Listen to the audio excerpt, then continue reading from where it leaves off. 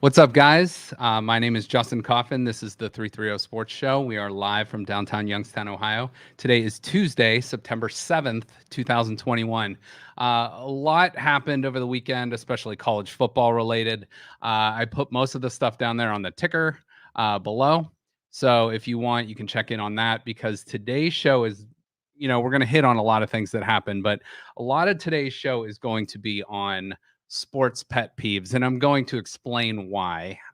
So, Ohio State played last Thursday night, which feels like a long time ago now. But I, at halftime, got on my phone and started, getting on Twitter and Facebook and stuff, and I shouldn't have done that because, I am. Let me just give you my credentials first of all. I'm a 2005 Ohio State graduate. I lived in Columbus for about 6-7 years. I've rooted for the team since, I don't know, mid 90s, ever since I really liked and appreciated football, stuff like that. I have a ton of friends that went to Ohio State, lived in Columbus, but, you know, there's always been this, and it's not just Ohio State fans. I want to preface with that. It's basically every fan base that drives me nuts to a point. Now, I put a number out there and I said about 80% of Ohio State fans are great and about 20% are awful. And, it's hard to quantify that with a number, but yeah, it's just the generic number I'm going to put on it. It could be much higher, it could be much lower. I don't exactly know. But from what I see, a lot of the comments are positive or whatever. But okay, so CJ Stroud, redshirt freshman, hasn't played football in 2 years, comes out, and Ohio State gets a 10-0 lead, starts to struggle a little bit, throws a pick. Things don't go as smoothly as certain fans would like. Now, remember, this kid is 19 years old, not quite 20 yet. And fans are like, well, what's Ryan Day doing? Why? Let's go to the backup, Kyle McCord. First of all, it is the first half of the first game of the year after all the weird COVID stuff last year when there was not many practices and, not game reps for this kid to get in and in garbage time. Like when you're playing in Akron, he might have got 15, 20 snaps in that game, which could have been very beneficial for last year going into this year. So I just read some absolutely ridiculous things about CJ Stroud, some about Ryan Day, who, by the way, is 24-2, has not lost a Big Ten game, and his only two losses are to Alabama in the championship game and to Clemson the previous year in the semifinal of college football, which so for any fans to question his play calling, his whatever you want to say, is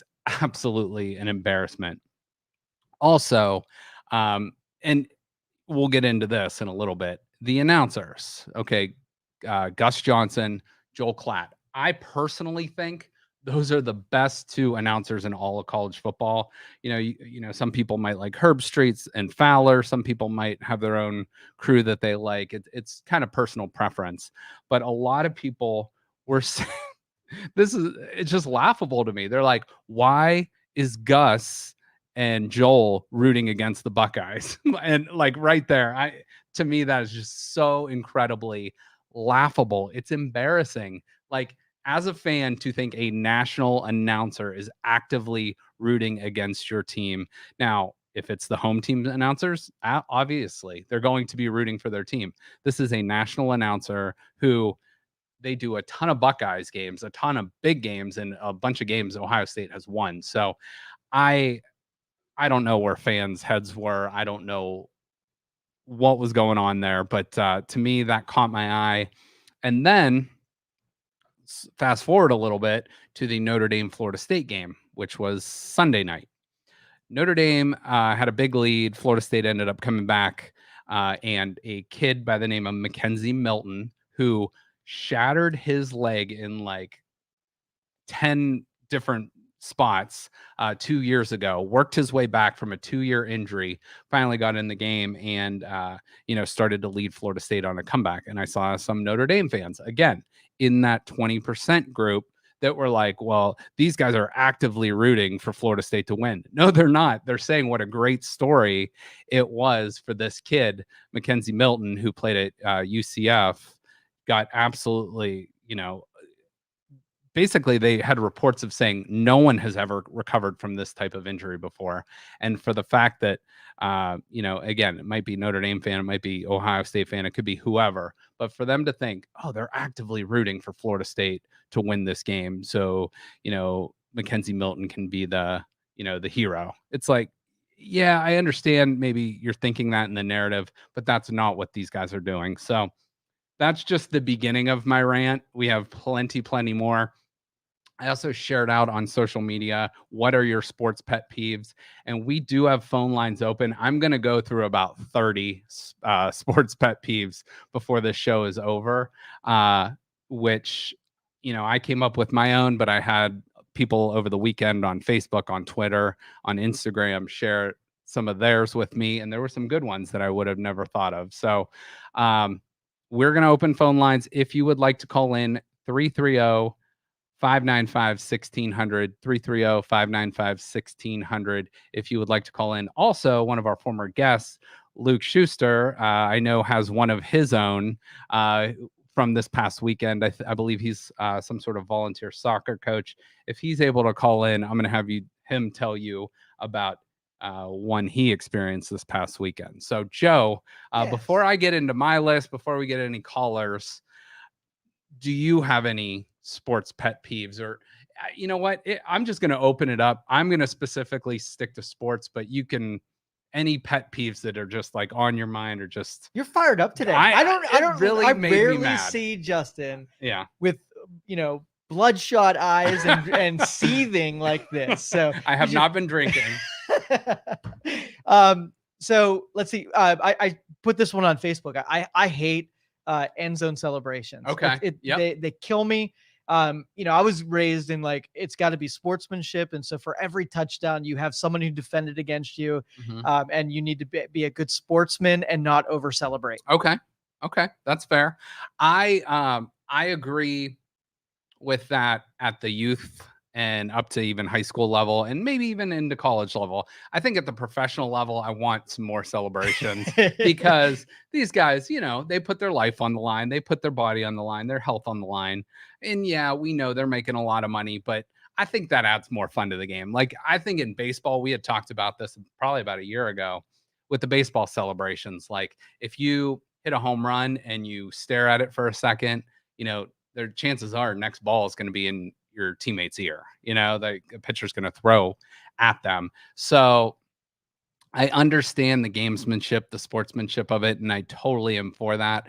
But I think within reason, there should be allowed some celebration. Well, any other profession, it's not like the bus driver drops somebody off and is like, yeah, exactly. Come on. I mean, it's your job. Right. Your job is to score touchdowns. Are you surprised that you scored a touchdown when that's your job? But what is the, all right, let me go back to your bus driver analogy. What is the percentage of people dropped off safely by that bus driver?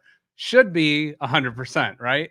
You'd expect, yeah. What is the percentage of scoring a touchdown in a game on any given day? All right, I see your point. Okay. I see your point. And you're also, it's harder. There's also not another bus defending you from dropping off that person. So I'm just playing devil's advocate. Now I'll tell you, it is to watch the celebration from a spectator's point of view. Mm-hmm. I mean, especially like the Browns. I love when they go into their whole, like for Higgins, they have that whole thing, and it brings the fans in. Yeah. But just from like the practitioner of being an athlete, take a little pride in yourself. That's your job. I respect that. There's an old adage that says something along the lines of act like you've been there before. There you go. So celebrate within reason, or celebrate at your own risk. Fun. I get it. It's fun. And there are consequences too if you do it too much. So there's the penalty. And it makes the defender want to hit you harder next time because you're jamming it down your throat. Exactly. So you might be making your day a little worse. Mm-hmm. Exactly. So I'll just say this take. I'm all for sportsmanship, but if it's showing up an opponent, there's no room for that. So my opinion. Okay. Taunting. That's what you said, right? Taunting. Yeah. No taunting. No showing up an opponent. So let's go to now. The former teacher in me, the nerd side of me, did a little slideshow. So I love you so much, there's Justin. going to be so many slides during this, but we're just going to talk over them and analyze them, because I had a lot of people share their thoughts. A lot of people share their ideas. If we gave you a whiteboard, would you X and O's for us? I mean, would you be a total whiteboarder? With basketball, I could do it. Football, no. Right. Like football, I understand the game. I love the game. Actually, football is my favorite sport to watch. But with basketball, I understand the X's and the O's. With football, there's a lot more going on than I have the I'd be a novice at it. But yeah, diagramming with basketball, I could handle that. Right. So yeah, we'll break out the whiteboard sometime. All right. Anytime you want. So we'll throw this one up. The very first one is the term blank nation. Now, I use the Red Sox for this example, Red Sox Nation, because there's also Buckeye Nation. There's insert any team. That's why I did that. To me, that's a pet peeve of mine. I just can't stand it. I think it's cliche. I think it's the only one I lame. really hate is Steelers Nation. I hate that one. Yeah, exactly. Yeah, right. Any of the Steelers, Cowboys, Cowboys, you could also throw in America's team with that too. It's like, you're not America's team. First of all, your colors aren't even red, white, and blue. Yeah, okay, you're in Dallas. It's a bigger city, whatever. But Cowboys maybe used to be America's team, not so much anymore. So, all right. So nation, get them out of there. We don't like that one. Another now, this goes back to what I was talking about. This was one of my initial thoughts. So I just put up on the screen a picture of Fowler and Herb Street and Gus Johnson and Joel Klatt, who I think are two of the better teams in all of broadcasting. Now, they are not actively rooting against your team. They have jobs to keep. They have biases. Maybe you think, hey, Kirk Herbstreit has a Buckeye bias or this and that. He actually, I think, a lot of times goes the opposite way and almost criticizes Ohio State more so he doesn't get that backlash, but then he'll get backlash from Buckeye fans. So it's like, it's a no-win situation. Yeah, these guys are paid a lot of money. They get to, call these great games and experience all this good stuff, but that is not something they're actively doing. I think the only announcer that I hate is Joe Buck, but I think I join everybody who hates Joe Buck. We'll get to Joe Buck here in a minute. Yeah, I remember that. We're gonna get to Joe Buck here in a minute. Don't worry. He has his own category. He made the list. Now, this one is for our MLO bro friend Luke Schuster. So he made a post this weekend and shared about there's and we're talking like youth soccer under 8, something like that. So you have volunteer coaches, you have volunteer officials, and they're under 8-year-old kids. No one's winning any titles, no one's getting any scholarship offers, and just like on what the picture says, the reminders from your child. Just remember this. I'm a kid. It's just a game. My coach is a volunteer. The officials are human. No college scholarships will be handed out today. I promise you, no 8-year-old child will be receiving a college scholarship on a baseball field, on a soccer field, on a basketball court, on a hockey rink. None of it. So unless your child has a special talent that can get them acting, singing, something like that, they're not getting to the pros right away. So, and I will tell you though, every phase of athletics when I was a little kid, you can remember the parent, even their name, the one that was outspoken that would always yell no matter what. Yep. And so any overzealous parents, and I also put on that note in there, if you don't know who that parent is, it's probably you. It's probably you. So yeah, just take a step back, think about your kid. Don't embarrass your kid either. That's another thing that's got to be embarrassing for them. So I feel bad for the parent that is strict on their kid in front of strangers. Exactly. That's embarrassing as hell. And it's one thing to encourage them or maybe like raise your voice or do that in the privacy of your own home or your backyard if you're playing catch or maybe talk to them in a different way, but don't berate them. Don't, Yeah, I hate that I don't know.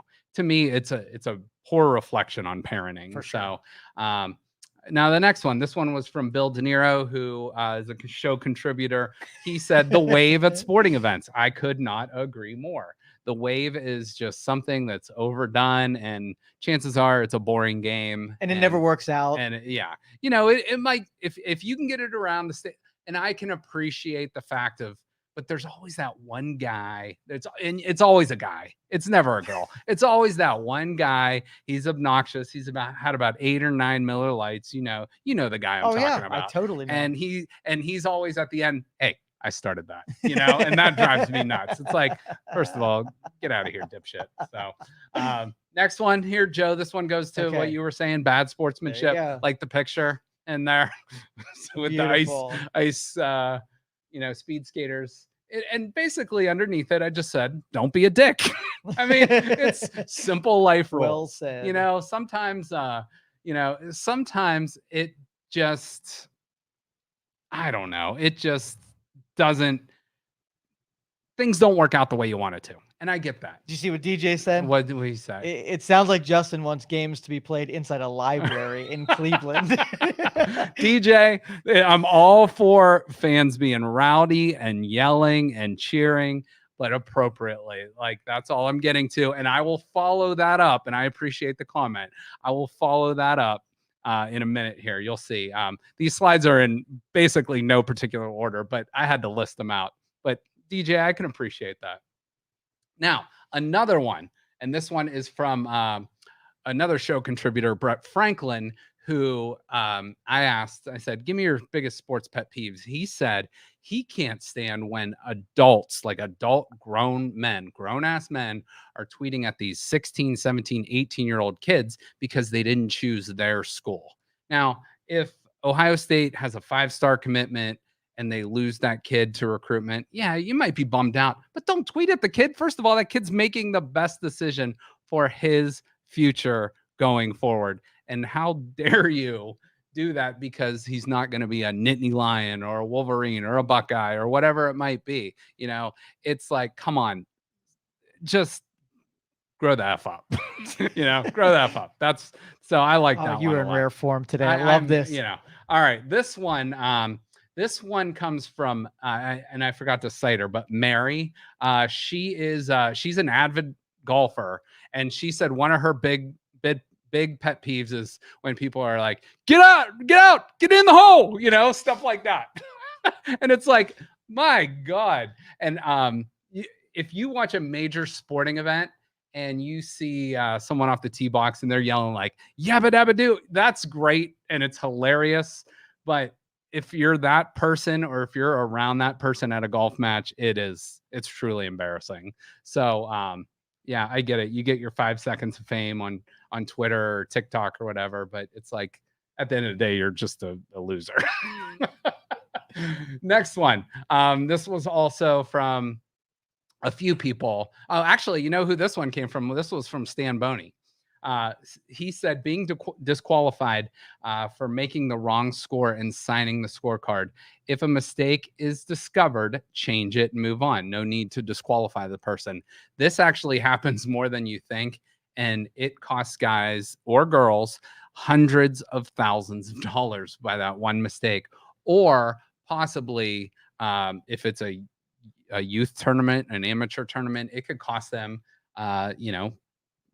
moving on to a qualifier to become a professional, something like that. And I get, yeah, you shouldn't be making mistakes, but we're inherently human, and that's something that's a serious peeve. That like is a serious golfer peeve. Oh, so, no doubt. I've never had a card that was worth any money to be disqualified. I think my card, and here's a peeve for you. So at putt, when the maximum is 5 and people are putting on their 7th and 8th, that's a peeve. Okay, I like it. All right, DJ, one pet peeve: don't publicly criticize 18 and under athletes. 100%. Now, those kids are playing for the love of the game. Some kids are great and you know who those kids are when you walk in the door, they're still going to make mistakes. Other kids just play because they like the game, and some aren't the most naturally gifted.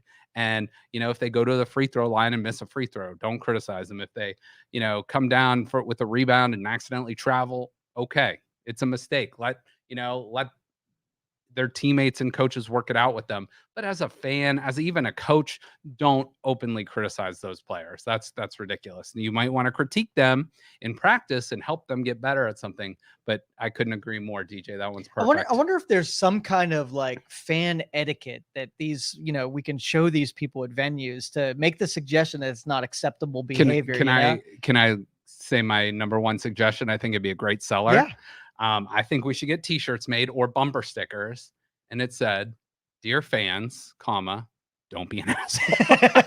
I think that's all encompassing. I mean, that's what you could figure it out yourself. Am I an asshole? Yes, no. Yeah. It's a yes or no question. Are you? If you think you might be, then you are. Then don't do it. Yeah. So 100% agree. So yeah, that's one. Something very simple is, and I love this saying. I don't know. I can't give credit because I don't know who said it, but it costs $0 to be a decent human being. You know what I mean? You can be the richest person or the poorest person in the world, but at the end of the day, you can be a good human. And just again, professional athletes we treat differently than college athletes, which we treat differently than youth athletes. Let me share this little story with you. So I was out at what's the baseball field out in Niles? Scrapper Stadium. Yeah, Kafar's Fair. And so like they have some of the best hecklers that there ever was in that stadium. And some of those dudes that come up through that league, they're like look like high school kids. Like they really do look like. And this heckler was hammering this kid so bad. I felt really bad for the guy because it looked like he was gonna cry, right? And so like obviously no one's there to stand up for anybody at that league, but I just felt so bad for that guy. People are gonna, they'll watch this show either live or later are probably gonna be like, well, you're part of the problem because you're softening these athletes. That's not what I'm saying. These athletes you can be tough on them as coaches, teammates, whatever, within reason. But we're saying as fans, there's no right for that with the high school athlete. Now, professional athletes, again, a little different. But like you said, that kid probably graduated high school or college just recently and is not making a lot of money. He's probably staying at some normal, basic, cheap hotel, or living with a family that, took that player in. And, minor league baseball is not very glamorous. It is. And you might be the next CC Sabathia or Lindor or whatever to make it from, the minor leagues up to the major leagues or whatever. But, as a fan, it's like, just get over yourself. And they're really. At that level, they're fueled most on like hopes and dreams. And I don't feel a lot of confidence in that level of players at all. Right. So. Yeah. And I mean, those guys have natural talent. They wouldn't be there if they weren't. But at the same time, you are human as well. And you're going to make mistakes. In baseball, 3 out of 10 times you come to the plate, if you have success, you're considered a pretty good player. So I don't know. Like these fans, some fans need to set realistic expectations. Let me go back to one more golf one. Bad golf etiquette. Now, I am not a huge golfer, but I like to pride myself on if I go onto a golf course, I kind of know the basic rules. So it's, if you have a divot, which if you're a bad golfer, you're going to have a few divots, you replace them, you put the grass back, you fill in the sand, you replace your divots in the green, all that stuff. Don't play too slow. Just basic stuff like that. If the ball lands in the sand and you walk in the sand, you rake up the sand and fix that. So, and if you have 12 people in your group, let people go ahead of you, please. Yeah. And if anyone puts 12 people in their group, that golf course needs to be checked out. So, all right, this next one is one of my favorites or one of my least favorites, the Jordan versus LeBron debate. Now, there is a classic GIF, what do you call it, Joe? GIF. Okay. Yeah. There's a classic GIF out there. So basically, if someone says something stupid on the internet, which never happens, by the way, you can always respond with, just type in Michael Jordan or type in stop, get some help, and that meme is one of my favorites. So they're different players, different eras, uh, don't even play the same position, and they're played 25, 30 years apart. So at least from the beginning of their career. So let's just end that debate. It reminds me of the Eddie Murphy where he was in that barber shop and he played all the roles and they were talking about Muhammad Ali. That's Coming to like. America. Yeah, right. Yeah, so good. Yeah, and that's 100% accurate. It's like, you can argue about stuff all day till you're blue in the face, but the one thing is you can quantify it with numbers, but it doesn't mean the same thing because everyone, whichever side, it's almost like if you're a Democrat and Republican, which we're not getting into, but you're not going to change that other person's mind. So you're talking at another person. Yeah, you're either a Jordan guy or you're a LeBron guy. There's really no in between. So it is what it is. And to me, I'm going to say they're both great players who played in a different era. I love ranking things and doing all that, but it's not a necessity in this point. It's just like, just call them two of the best players of all time. How about that? Deal. All right, debate ended. My next one, which happens all the time, especially after COVID, you started to see people getting back to normal life and people coming out of the aisles in Walmart and just fighting in the stands. So once again, I'm sorry, Walmart. If you want to be a sponsor, I will never talk bad about you ever again, I promise. But people will fight in the stands. First of all, it happens too much, and obviously it's usually alcohol induced, which is, hey, I'm all for having a beer or two or a couple drinks, but look at my shirt for today, tacos and cervezas. It's like everybody deserves to have a little fun, let loose, but within reason. Again, you get alcohol, you get mouthiness, and you get your team losing, and you get fights. Yep. Yeah. Well, and sometimes you'll see, I saw this one fight at the North Carolina Virginia Tech game this past weekend, and it was one North Carolina fan who looked like maybe he was like maybe about 50, but he had like that YMCA dad strength, you know what I mean? But this Virginia Tech kid was yapping, and you could just tell. And once this North Carolina fan, just Google this, it's great. The North Carolina fan goes at him. You could see his eyes, and you could see like other people like scoot away. Like this kid was in deserving an ass beating. So like whatever. I mean, I'm sure the guy got arrested, but at the end of the sometimes day, it's the worth kid it. probably deserved it. Now, when your team's down or doing badly and someone's jawing at you, do you feel on tilt? Do you feel like you might? I get frustrated, but at the end of the day, I think I realize it's a game. Again, when you have alcohol in your system, you're not thinking quite as clearly. You're not making a sound of judgments, but I am someone that I've never been in a fight before. Maybe some verbal altercations, but never physical. So I'm kind of proud of that. And just some people, they're like, I think if you really step back and think, it's like, is this really worth my time? Is this really I'm going to let this ruin my day? So that's very rational thinking, get alcohol in. And again, if you have 5, 6, 7, 8 beers or drinks or whatever shots, then you're not thinking like that. You're thinking, hey, this guy's an asshole. See, I think that you'd be at the stadium looking at your spreadsheet, going through the logical construct of the conversation. Oh, no. I am not that rational. Believe me. Once I get out in the wild, I'm like a freaking tiger out there, except I just like a tiger that's been fed though and doesn't need to feed my anger. This one actually came from my brother-in-law, Brett. He said, how are we still spotting the ball in football? So, and this one actually makes a lot of sense because we have the technology. It's 2021. We have the overhead cameras. We have they're almost like drones, but they're on like strings that they can manipulate and move. So we have that technology. We have the sideline cameras. We have pylon cameras. We have all this other stuff. So my answer to this would be when a team gets a first down or takes a knee or whatever, spot the ball right on the line, and then it's 10 yards from there. So it's like they either reach the line or they didn't. It's not this half-yard line stuff or a couple inches here or there. So yeah, maybe the ball moves up by a foot, maybe it moves back a foot, but it simplifies the matter, or get some actual technology that can take care of this stuff. Well, that's what I was gonna say. Like, it wouldn't take much to be able to put sensors in the ball, right, and have the whole thing be controlled by computers. The referees wouldn't even be necessary. Exactly. And we do need referees. Like, I'm not saying that let's get rid of them placement. For placement. Yeah. But like to make the on-field judgment calls, to holding, but we don't need them to move the chains and all that stuff, which in a close game at the end, a lot of times that will. I've seen some terrible spots where they just give them the first down and it was contestable. Exactly.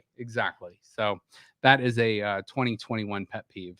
Next one. This one comes from Carl, who has been on the show once before. He said blackouts, and Carl's an Ohio State grad, I should point out too, but blackout at night games, because he basically said it makes the stadium look empty. And I can understand that. So it's pretty much the opposite of effect of a whiteout. Whiteout at Penn State, there's really nothing like what it. The heck it's is intimidating. I've never heard of blackout.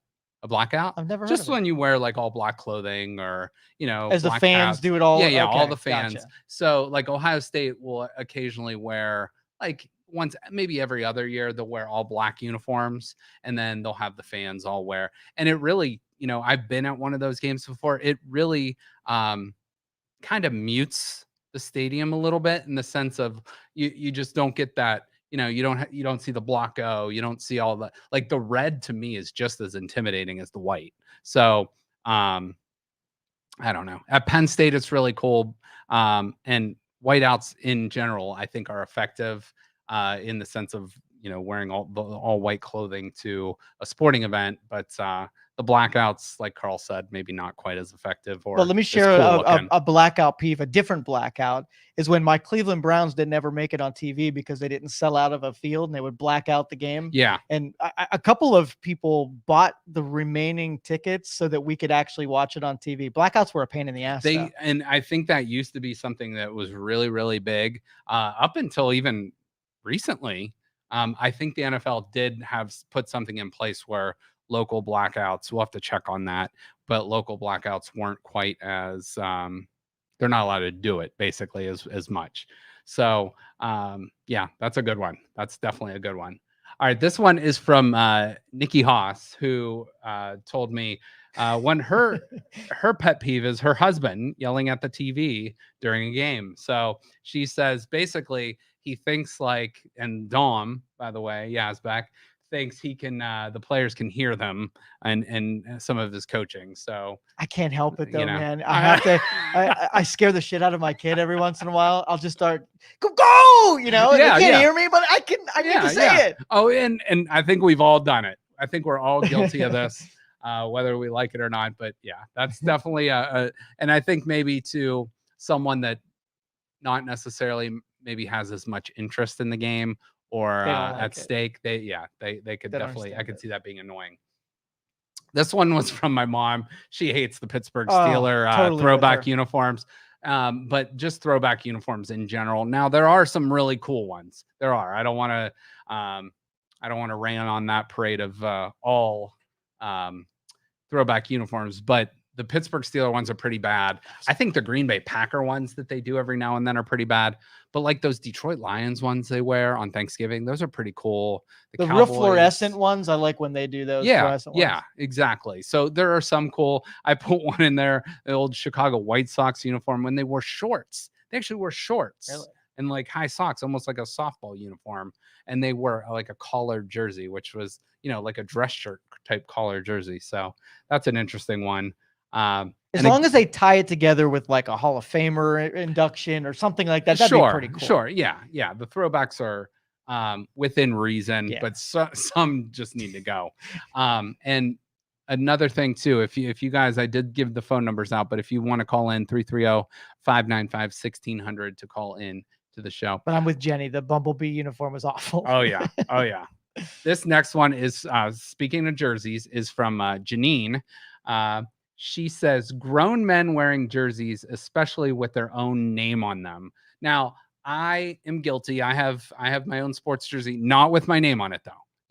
I have a Jarvis Landry jersey. I have a Justin Fields jersey for Ohio State. Those are the two jerseys I own. Now you can maybe say, well, that's just as bad. You're wearing someone else's name on your back, but whatever. I'm a fan. No, you don't understand that there's some luck in some of those jerseys. They do better if you wear their jerseys. Sure, I'm telling you, that's just, it's connected. So I am, and here's what I will say is a pet peeve for me, is wearing those jerseys when it's not game day, just like out in public. Not a huge fan of that. And to each their own, but that's just my own personal preference. What do you think, fair or foul on that?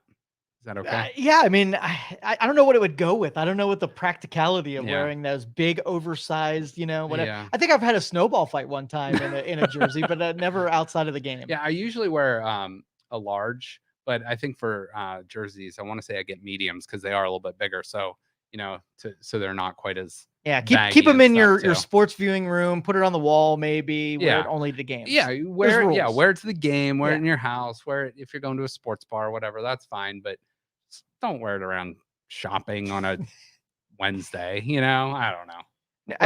To each their own. Whatever you want. If you wear it, you're a bigger fan than me, so you have to show that you're way bigger of a fan. I guess so. Or maybe you didn't do laundry that week, and that's all you got to wear. The next one, the super fan. I'm sorry. The guy up in the top right corner, the Bucknut guy, and from all accounts, he's a really nice person. There's one, I don't know, a weird dude wearing a leprechaun, the Chicago Bear guy, the New York Jets firefighters guys, whatever. They become famous though, man. They pay attention to him, and the dog bone guy and the mask guy, and the Flintstones lady, whatever her name is. There's a guy from Struthers that's the Macho Man guy for the Browns. Yeah, I'd like to actually get him on the show sometime. So if he's ever watching, Macho Man, you can come on the show and be our super fan. We will not critique your outfit. We'll actually embrace it. So, but for me, some of those guys I just put, they don't represent us all, because when we were at Ohio State, and they would do these previews for this big upcoming game, like this weekend they're playing Oregon. That's a huge game. The first two people they will show is that Bucknut guy and the Ohio State firefighter guy that they always show. And us as Ohio State students at the time were like, these guys don't represent us all. Don't judge us based on these two. So maybe they're the 20% of my 100% I mentioned earlier of that crazy fan base. Another one is complaining about every call. And I have our favorite person, Draymond Green, on there, who, if you are a Cavs fan, you remember Draymond Green just criticizing every single call in the 2015, 16, 17, 18, 19 finals, every single call, and it just drives me nuts. But one thing that is even worse than that is when it's little kids or younger kids, even up to the high school level, criticizing officials, because I think that's reflective of not having respect, not having the discipline. And that could either be a reflection of poor coaching or poor parenting. I'm not saying, anything, but I'm just saying maybe check yourself a little bit if you're constantly criticizing officials. Yeah. So every yellow flag, it's bullshit, no matter what. Exactly. And if it's the other one, they're like the most egregious thing ever. Throw them out! It is the most thankless job. And I am guilty of, I've been a coach. I understand they're not going to get every call right. Nope. And at the end of the day, it's like, I think, you might say something in the moment, but you talk to them like a human being and say, sir, miss, could you just explain what happened on that play? Maybe I didn't see it the same way you did, or maybe my athlete didn't see it the same way you did. So to me, your opening statement about just being a decent human being solves 90% of these things on the list. You know that? And I agree. Like, anyone that's ever been an athlete too, I understand there's passion, you're in the heat of the moment. I get that, but it all comes down to do the right thing, if you make a mistake, own up to it and fix it. So, yeah. All right, this one, the dramatic injury, and I put on there the Oscar goes to. So, this happens a lot in soccer. People that do not like LeBron James are always on him for constantly faking injuries or flopping or whatever it might be. So this is another one that, I think this one, I think everyone gets a little bit annoyed with the fake injuries. For So, sure. and I know those are very egregious My, on the my soccer favorite are field. the ones that like misdo it, and you could tell that it was a fake Oh out. yeah. Like they think something's gonna connect, so they pretend, but Oh it yeah. didn't make Oh contact. yeah. And those are the greatest. And just for a good laugh, if you get a couple minutes, just Google like fake soccer flops. It's worldly entertaining. Moving on to Major League Baseball. Now, I'm going to talk real quick about their salary cap. Now, this is a huge topic for another show, but we're just going to address this quickly. If DJ's still watching, I know he's a Pittsburgh Pirates fan. I'm a Cleveland Indians fan. We are small market fans. Now, small markets in Major League Baseball are basically 3/4 of the teams. If you're not New York, Chicago, LA, maybe Houston, maybe San Francisco, outside of those markets, every team is a small market. So there's the haves and there's the have-nots. It's kind of like in life a little bit when the rich get richer and the poor get poorer. Now, I also put on there, I think the Major League Baseball should have a salary floor. Now, the Indians have like one of the lowest payrolls in all of baseball this year, along with the Pirates. They're somewhere around like $40 million, which sounds like a lot, but you got to realize there's 26 players on each roster. 26 divided by 40, you're averaging about $1 million a guy. To put that in perspective, the Dodgers payroll is well over 200 million.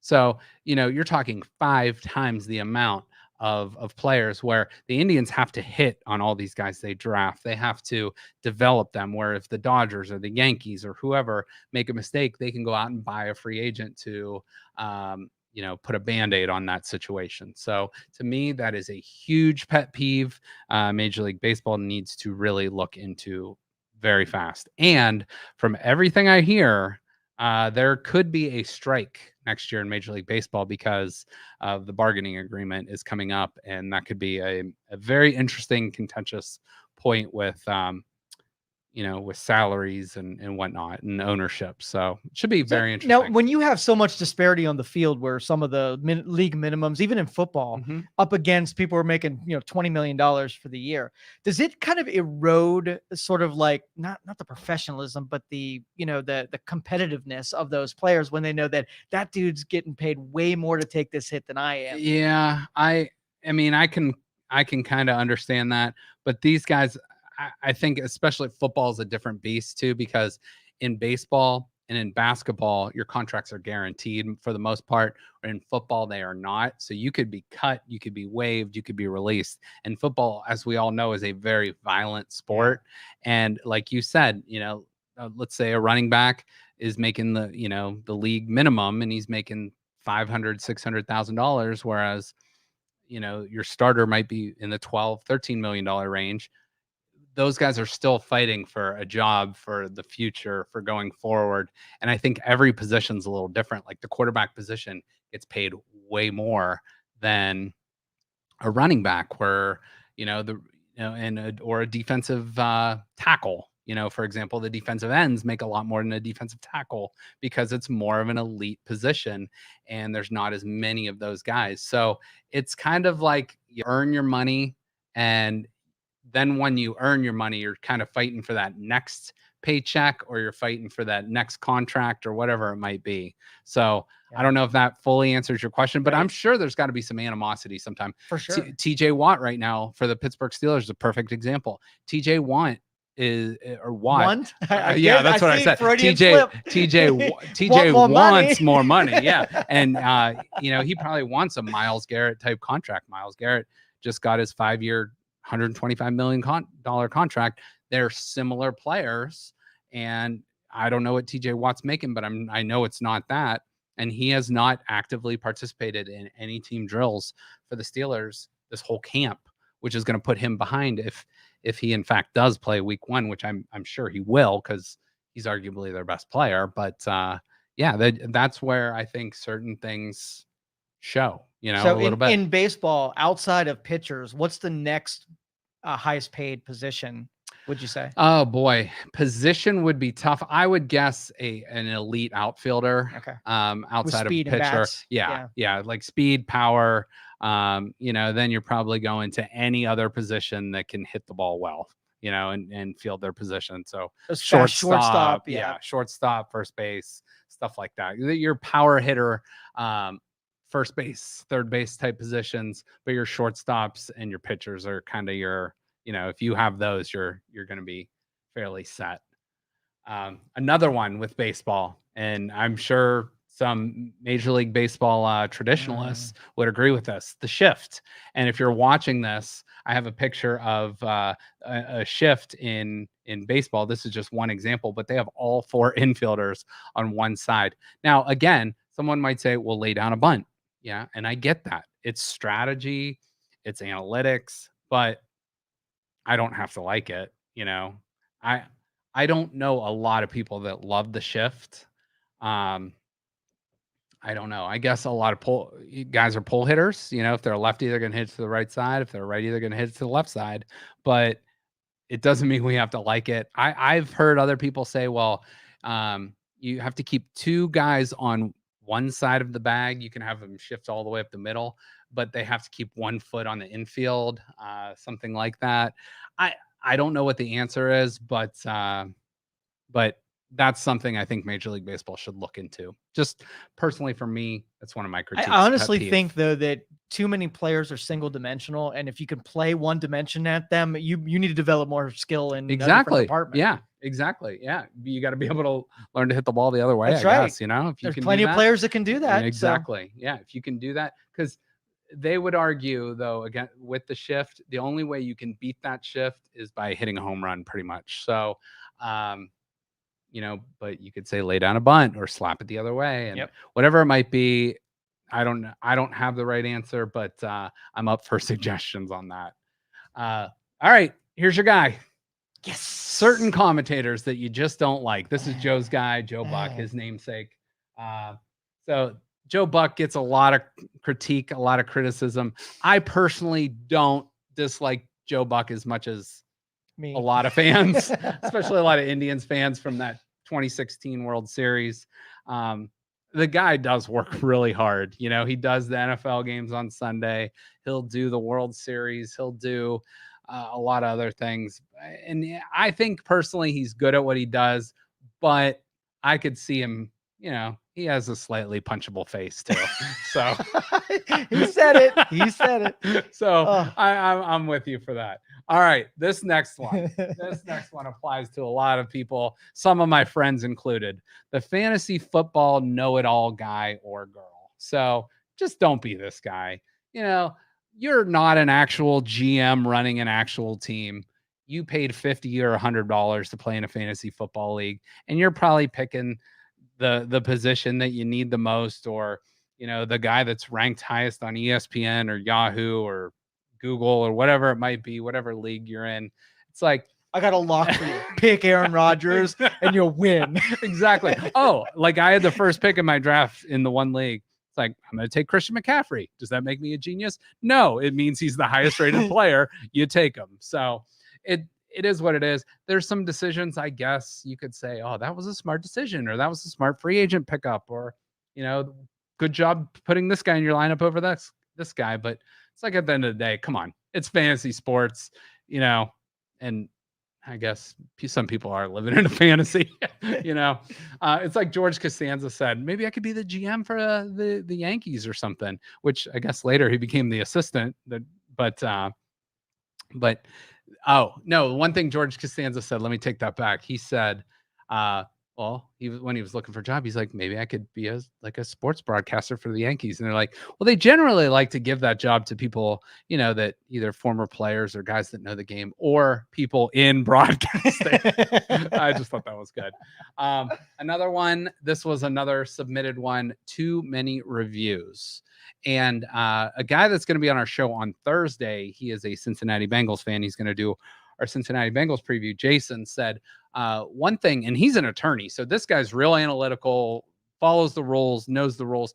But he's saying if an important call is made at the 2 minute and whatever mark, 2 minute and 5 second mark, how is that different than the 1 minute and 55-second mark? Because we created an arbitrary line of the 2 minute.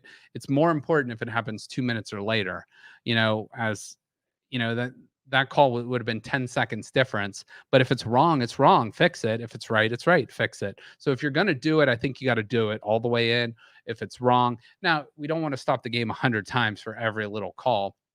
But if it's a major call or if it's a very obvious call, I think make it. So maybe like in baseball or like in basketball, or I should say like in football, but maybe in basketball, they need to bring out like a challenge flag or something like that where, and I know they have that to a point, but maybe they can make it a little bit easier and fan friendly where it's not as obvious. I'm telling you, man, have computers make the call and you don't have to worry about this crap. It's instantaneous and the accuracy goes way up. Let me piggyback on that point. Do you think eventually they should go to like a computerized umpire system for baseball? Heck yeah. Strike zone? Heck yeah. Okay. Yep. I think that would there'd be no more arguing. Nope. There'd be it's either a strike or it's not. Well, I'll tell you this though. Let me give you a story too. I used to be in motorsports, right? Mm-hmm. And so I created a program that would do a computer pill draw because a lot of is set on these pill draws. And I thought, okay, well, before they used to pick it out of a hat and there was a person involved. And I thought, let's take the biases. Like people would complain about how, the person drew the number and they saw or whatever. So I created a totally randomized computer generated pill that no biases were in. And they still freaking complain. Always. So the computer's not any more trustworthy than the people. People are no matter just what generally inherently not trustworthy. Yep. Or trusting, I should maybe say. And yeah, that's so. I mean, you have a strike zone that's determined by an actual computer, and then somebody will say it was uncalibrated or I saw it better than the computer did. Yeah. So, I mean, because obviously there's height differences between batters, the way they squat down or in their stance, that might be different, but that would all be adjustable, based on each batter. So I trust computers more than people. Obviously, yes. Obviously. All right, next one. This one, and if you watched any of the Ole Miss Louisville game last night, there were 4 ejections in the first half of the game for targeting. Now, I think this is something the NCAA really needs to look into. And NCAA's got a ton of problems. They make a ton of mistakes, but they've fixed it a little bit with the NIL. But now this targeting rule is really, really a hot button issue because a lot of times it's a judgment call. I think they need to look at it in terms of intent. Is the guy real, if it's a helmet to helmet, yeah, that's one thing. You could flag it. But if the guy, these guys are going so fast. But if the guy legitimately drops his head and is trying to knock you out or whatever, then sure, that's intent. He can be ejected. But if it's helmet to helmet, but the guy just is in the wrong place at the wrong time, it's an accident, which a lot of them are, then review that for intent, because not everything is black and white, and I think that's why you have replay, because that kid, it could be the first play of the game and the kid misses the rest of the game. Or if it's in the second half, he's suspended for that or ejected for that second half and suspended for the first half of the next game. So it's a really big penalty for a lot of these kids. And maybe they need to look at that rule again. That's just my opinion. And that's sort of a pet peeve of mine because we all used to love the big hits and stuff, and we still do. You just don't see them anymore because of the way the game is played. So there's a lot of other rules though, like if a guy gets pushed into the kicker, right? He's hit with the penalty, regardless if he intended to roll into the the kicker as well. So there's a lot of ones that are kind of like intent's probably difficult too. But in that sense too, you have a running into the kicker versus a personal foul. So you have a 5-yarder versus a 15-yarder. They used to have that with the face mask. Now they sort of just 15 yards or nothing. But yeah, I'm in agreement with you. It's not everything is simple, black and white. Sometimes there's intent, sometimes there's not. And if there's intent and it looks bad, then yeah, keep them. Now, do you think because of the rule shifts for targeting, they moved a lot of normal coverages into what would be considered targeting, and so it seems like there's more of it just because they expanded the definition? That's a good question. I don't know, because I can remember growing up that they were not, they were handsy, they were aggressive when they would cover their receiver. Yeah, that's a good point. Yeah, you're not allowed to have as much contact down the field after that 5 yards, especially. So yeah, I don't know. That's that's tough for me to answer because I don't know, but I would say it could affect the way, based on the way the game is played now. So Yep. very interesting. All right, next one. Meathead fan. Don't be that guy. That's all. What does that I mean? don't know that. What does that mean? Meathead. Yeah, I see him. He's buff. He's built. Yeah. I don't feel like I want to get into it anymore. I think we can all speak for itself. Let's just what's that? How do you say it? It's like you know it when you see it. Okay. You know. All right, I'll let this one go. I won't push on this. All right. Yeah. Oh, and I put on there. Just don't tell him I said that. Bust you, man. He'll bust you. Another one. Bandwagon fans. Oh, yeah, No one likes the bandwagon fans. You know these guys that are like, and I put on there too. Let me read it. It says the people that like the Yankees, the Tampa Bay Buccaneers, the Alabama Crimson Tide, the Lakers. No, you're just an asshole. After every Super Bowl, you go to look for that team's jersey on somebody. You're like, right. Well, weren't you a Browns fan? And that's why I love and respect kids that are like high school age and younger that are Browns fans, because we lost a whole generation of Browns fans because the Browns stunk for so long. And how can you blame a little kid for rooting for the Seahawks or whatever when they were really good? And so for those kids that are Browns fans, they are legit, true, loyal Browns fans, just like you and I, because we suffered through all those years. But if you're and we're going to get to this next one in a minute, so it might rub some people the wrong way. But I really noticed that I was an athletics fan when I was really young. McGuire was my favorite dude. Yeah. And when they went to the World Series a bunch of times in a row, like all these people joined the A's, and I was like the only guy in the, and for whatever distance that was an athletics fan because of, proximity. But no, but I understand that as a kid too, you tend to gravitate towards players, not necessarily teams as well.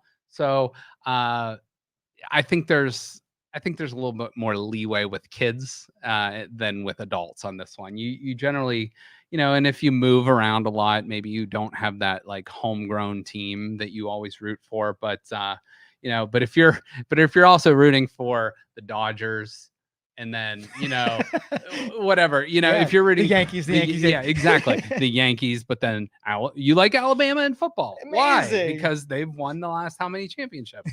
I understand it as a kid. As an adult, it's not acceptable. So don't be that person. To go along with that, well, I'm sorry. The other one I had is a little bit later. It's coming soon. We're probably getting down to the last few slides here.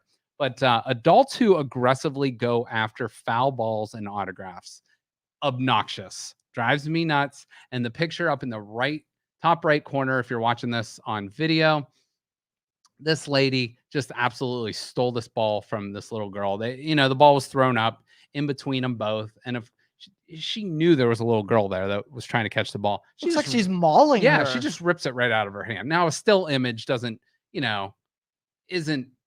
the greatest always, but don't be that person. Come on, Karen, give her the ball. Exactly. Yeah, I bet her name really is Karen. Yeah, I'm with you. This one. Now, I don't like Joakim Noah. I can't stand him. He's one of my least favorite players. But this lady in this picture, this happened when the Miami Heat were playing the Bulls in one of the Eastern Conference Finals, and she just like literally 2 inches from her face puts up the middle finger. And like, to me, that's crossing a line. So if you're throwing punches, beer bottles, popcorn, whatever, you should be thrown in jail. Now, if you're flicking somebody off like that, you're not making actual physical contact, but you could start an altercation. You should be punished in some way for that. Now, there's a line, and it's kind of like it when you see it type thing, like I mentioned before. So we've seen like the kid that threw a water bottle at Kyrie Irving, or the kid that threw the popcorn at Russell Westbrook earlier in the NBA playoffs. They got punished for that. Like, I think they were banned from that arena, and good, they should be. So, know your limits, know your rules, and, do the right thing. Unless it's a bullshit call, then throw as many bottles onto the field as you feel like, because that was bullshit. Yeah, that Bottlegate one was. I'm still salty about that. Another one, burning jerseys. We all know this in Cleveland. A lot of people did it with the LeBron stuff. I just think it's stupid, and then, with the whole Colin Kaepernick thing, that's what this picture is of. We're not going to get into that, but, that it's just stupid to burn a jersey. Just don't burn jerseys. Don't be that person. So, although it does reduce the amount that are on the market, and then your jersey becomes more valuable. So you're looking at it from an analytics investment standpoint. Yeah, I can understand that. Okay. Just real quick on this one, NFL Pro Bowl, get rid of it. It's stupid. It's not real football. It's dumb. You get the best players, and the only thing they can do out there is possibly get hurt, so get rid of it. And they're not really playing, no matter what. Exactly. They're not playing. Exactly. This next one might be one of the worst of all, cheering an injury. Toronto Raptors fans in this one, I know we're very guilty of this. When Kevin Durant got hurt, they're basically like, well, that locks up a title for us. I'm happy. Yeah, but it's still a guy's health, a guy's career. Don't cheer an injury. It's bad. Even with the Chiefs, when what's his name? Yeah. Patrick went down. It was not bad taste. I heard a lot of guys cheering that. It was not bad taste. Don't boo an injury. And at the end of the day, they're a person. I get it. Yeah, they're paid a lot of money. You want them to lose, so root for them to lose, but don't root for them to get hurt. Yep. Next one, the Houston Astros. Just the whole team. They just cheated the game. They stole a World Series. No one likes them. So, whenever we talk worst teams in Major League Baseball or most hated teams, I think for a while it's going to be the Houston Astros. Okay. So, and they beat the Indians in one of those years in the opening round of the playoffs to knock them out, and arguably Trevor Bauer, who's in his own hot water, but accused them of cheating way back then before it was even known. So something was up. And then lazy takes by commentators. We've talked about this one before. Not every black quarterback is Michael Vick, especially with athleticism.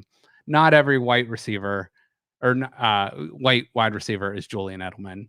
They're not all short, quick, elusive, scrappy guys that are the first ones in and the last ones out. We've talked about this before, but I think I criticized Tony Romo for doing this last year. But it is what it is. Madden was my favorite. I so miss that dude. Well, look at this guy right here. So he's scrappy, he's fast.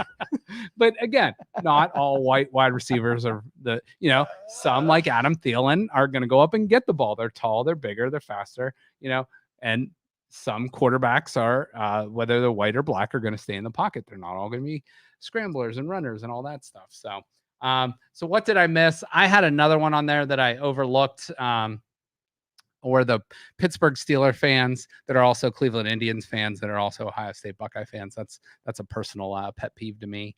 And then another one that someone submitted that I just didn't have time to submit was the use of pronouns. So we're in a big she, her, he, him, us, we, they, all that stuff. Pronoun, I get it. But their complaint or their pet peeve was when we refer to we won the game. No, you didn't. You didn't actually. You weren't on the field. You weren't on the court. You didn't win the game. Or they'll say us, It's like, or but sometimes those pronouns change whether you win or whether you lose. They lost. We won. We won, So that's it. So if we missed any, feel free to write in on social media. We would love to hear it. We'll show those on Thursday. Thursday, we have a really big show. We have Baltimore Ravens, Cincinnati Bengals, Pittsburgh Steelers, Cleveland Browns, all previews. Coming up, AFC North preview. We'll have an Ohio State, Oregon preview, and we'll also have Steve Leslie from YSN previewing the biggest games of the week and some other Thursday thoughts. So appreciate you guys all for watching. Thanks to Joe. Thanks to Lucas. We will see you guys on Thursday, everybody. Thank you for listening to this show on Youngstown Studio. If you like our programming, we invite you to subscribe to our YouTube channel, follow our Facebook page, or subscribe to your favorite podcast platform like iTunes or Spotify. This is original Youngstown content, and we would appreciate you sharing the videos and the word about us. Thank you.